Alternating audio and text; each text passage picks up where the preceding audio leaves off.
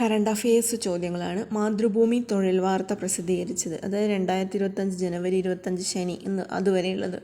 അപ്പോൾ എവിടെ വെച്ച് നടന്ന മത്സരത്തിലാണ് ഇന്ത്യയുടെ ഡി ഗുകേഷ് ലോക ചെസ് ചാമ്പ്യനായത്? ഇത് സിംഗപ്പൂറിലെ സെൻഡോസ റിസോർട്ട് വേൾഡിൽ വെച്ചിട്ടാണ്. രണ്ടാമത്തെ ചോദ്യം, ജോയ് ബംഗ്ല ഏത് രാജ്യത്തിൻ്റെ ദേശീയ മുദ്രാവാക്യമാണ്? അത് ബംഗ്ലാദേശിൻ്റെതാണ്. അടുത്തത്, മലയാള ചലച്ചിത്ര രംഗത്തെ ആയുഷ്കാല സംഭാവനയ്ക്കുള്ള 2023 ജെ.സി. ഡാനിയൽ പുരസ്കാരത്തിൻ്റെ ജേതാവ് ആരാണ്? ഷാജിയൻ കരുൺ. അടുത്തത്, റിസർവ് ബാങ്ക് ഓഫ് ഇന്ത്യയുടെ എത്രാമത് ഗവർണറായാണ് സഞ്ജയ് മൽഹോത്ര ചുമതലയേറ്റത്? 26ാമത്തതാണ്. അടുത്തത്, 2024 ഡിസംബർ 9 അന്തരിച്ച സരോജിനി ശിവലിംഗം ഏത് നിലയിൽ പ്രശസ്തയായ വനിതയായിരുന്നു? ശ്രീലങ്കയിലെ റേഡിയോ സിലോണിൻ്റെ മലയാളം പരിപാടികളുടെ അവതാരക ആണ്.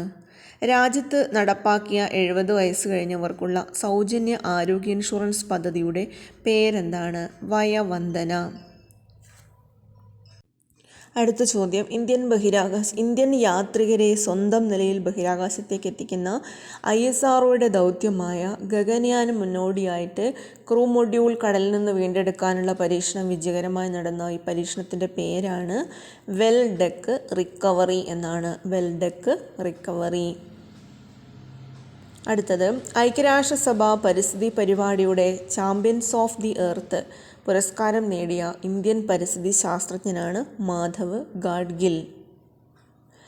ഏത് സംസ്ഥാന സർക്കാരിൻ്റെ ഉടമസ്ഥതയിലുള്ള നവീകരിച്ച തന്തൈ പെരിയാർ അല്ലെങ്കിൽ AV രാമസ്വാമി നായ്ക്കർ സ്മാരകത്തിൻ്റെ ഉദ്ഘാടനമാണ് അടുത്തിടെ വൈക്കം വലിയ കവലയിൽ നടന്നത്?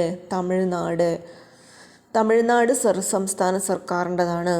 തമിഴ്നാട് മുഖ്യമന്ത്രി MK സ്റ്റാലിനാണ് ഉദ്ഘാടനം ചെയ്തത്. അടുത്ത ചോദ്യം, പ്രസിഡന്റ് ബാഷൽ അൽ അസദിനെ പുറത്താക്കി സിറിയയുടെ ഭരണം പിടിച്ചടക്കിയ വിമതർ രാജ്യത്തിൻ്റെ ഇടക്കാല പ്രധാനമന്ത്രിയായി നിയമിച്ചത് ആരെയാണ്? മുഹമ്മദ് അൽ ബഷീറിനെയാണ്.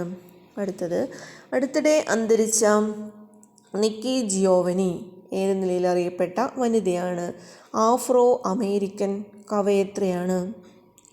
അടുത്ത ചോദ്യം, അടുത്തിടെ അന്തരിച്ച SM കൃഷ്ണ കേന്ദ്ര മന്ത്രിസഭയിൽ ഏത് വകുപ്പിൻ്റെ ചുമതലയാണ് വഹിച്ചിരുന്നത്? അത് വിദേശകാര്യമാണ്. ബോളിവുഡിലെ വിഖ്യാതരായ നടൻ്റെയും ഗായകൻ്റെയും ജന്മശതാബ്ദി 2024 ഡിസംബറിൽ ആഘോഷിച്ചു. ആരാണവർ? രാജ് കപൂറും മുഹമ്മദ് റാഫിയുമാണ്. അടുത്ത ചോദ്യം, സംസ്ഥാന ഹജ്ജ് കമ്മിറ്റിയുടെ ചെയർമാനായിട്ട് തിരഞ്ഞെടുക്കപ്പെട്ടത് ആരാണ്? ഡോക്ടർ ഹുസൈൻ സഖാഫി ചുള്ളിക്കോട്. അടുത്ത, ടൈം മാഗസിൻ്റെ 2024 പേഴ്സൺ ഓഫ് ദി ഇയറായി തിരഞ്ഞെടുക്കപ്പെട്ടത് ആരാണ്? അത് ഡൊണാൾഡ് ട്രംപ് ആണ്. അടുത്ത ചോദ്യം, അടുത്തിടെ ഉദ്ഘാടനം ചെയ്യപ്പെട്ട കേരളത്തിൻ്റെ ജലവൈദ്യുത പദ്ധതി ഏതാണ്? തൊട്ടിയാർ. അപ്പോൾ നമുക്കൊരിക്കൽ കൂടി ഈ വഴിയൊന്ന് നോക്കാം. എവിടെ വെച്ച് നടന്ന മത്സരത്തിലാണ് ഗുകേഷ് ലോക റെക്കോർഡ് നേടിയത്? സെൻഡോസ റിസോർട്ട് വേൾഡ്. ജോയ് ബംഗ്ല ബംഗ്ലാദേശിൻ്റെ മുദ്രാവാക്യമാണ്. ഇനി 2023 ജെ.സി. ഡാനിയൽ പുരസ്കാര ജേതാവ് ഷാജിയൻ കരുൺ.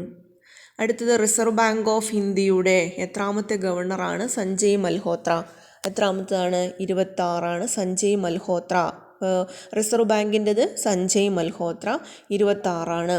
അപ്പോൾ അടുത്തത്, 2024 ഡിസംബർ 9 അന്തരിച്ച സരോജിനി ശിവലിംഗം ശ്രീലങ്കയിലെ റേഡിയോ സിലോണിൻ്റെ മലയാളം പരിപാടിയുടെ അവതാരക.